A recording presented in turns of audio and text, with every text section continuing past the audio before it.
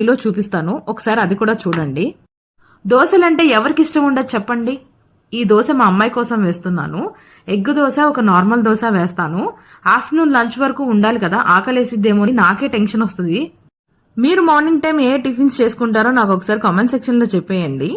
ఇప్పుడైతే మాత్రం నేను ఆమ్లెట్ వేస్తున్నాను.